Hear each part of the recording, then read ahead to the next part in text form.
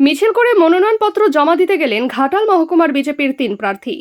ঘাটাল বিধানসভা কেন্দ্রের বিজেপি প্রার্থী শীতল কপাট ঘাটালের রথিপুরে বিশালক্ষী মন্দিরে পুজো দিয়ে মনোনয়ন জমা দেওয়ার কর্মসূচি শুরু করেন। এরপর ঘাটাল মহকুমার 3 বিজেপি প্রার্থী দলীয় কর্মী সমর্থকদের নিয়ে একটি বিশাল মিছিল করে। বিজেপি কর্মী সমর্থকদের ঘাটাল মহকুমা জুড়ে উৎসাহ ও উদ্দীপনা লক্ষ্য করা যায়।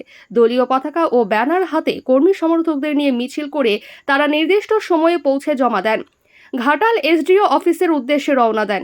এই মিছিলে অংশ নেন চন্দ্রকোনা কেন্দ্রের প্রার্থী সুকান্ত দলুই, ঘাটাল কেন্দ্রের প্রার্থী শীতল কপাট এবং দাসপুর কেন্দ্রের প্রার্থী তপন দত্ত। মিছিলটি ঘাটাল শহরের বিভিন্ন রাস্তা পরিক্রমা করে এসডিও অফিসে পৌঁছয়। পরে 3 প্রার্থী একসঙ্গে ঘাটাল মহকুমা শাসক কার্যালয়ে গিয়ে আনুষ্ঠানিকভাবে তাদের মনোনয়নপত্র জমা দেন। এদের মনোনয়ন জমা দেওয়াকে কেন্দ্র করে বিজেপি কর্মী সমর্থকদের মধ্যে ছিল উৎসবের আবহ। আজ বৃহস্পতিবার খড়গপুর এসডিও অফিসে মনোনয়নপত্র জমা দিলেন এক ঝাঁক তৃণমূল প্রার্থী। এদিন মেদিনীপুর বটতলা কালী মন্দিরে পুজো দিয়ে সবংয়ের তৃণমূল প্রার্থী মানস ভূঁইয়া খড়গপুর জনগণের যে উচ্ছ্বাস, মনোনয়নপত্র যে আবেগ, যে জনপ্লাবন আজকে ঘাটালের বুকে আছড়ে পড়েছে, তার থেকে এটাই স্পষ্ট হয়ে যাচ্ছে যে 26-এর নির্বাচন তৃণমূলের বিসর্জন। চন্দ্রকোনা বিধানসভায় তৃণমূল কংগ্রেস হারছে।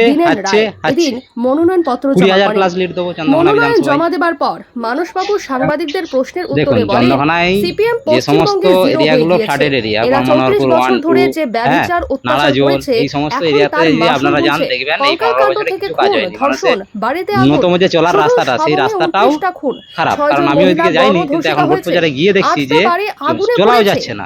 তাহলে কি ওই এলাকায় প্রচুর কাজের প্রয়োজন আছে। যে সমস্ত ওইদিকে নদী, ছোট ছোট খাল আছে প্রচুর পরিমাণে, সেই খালগুলোকেও কোনো পুলের ব্যবস্থা নেই, সেগুলো করতে হবে। তাছাড়া যেগুলো খুব বড় বড় ইস্যু আছে, চন্দ্রকোনা হসপিটাল নামে হসপিটাল, সেখানে 2 জন মাত্র ডাক্তারবাবু আছে, কোনো কাজ নেই। তাহলে কি ওই হসপিটালের উন্নতি করার প্রয়োজন আছে, বাস স্ট্যান্ডের সম্প্রসারণের প্রয়োজন আছে, রামজনপুরের দিকে একটা কলেজ তৈরি করার জন্য প্রয়োজন আছে, রামজনপুরে কোনো হসপিটাল নেই, প্রয়োজন আছে।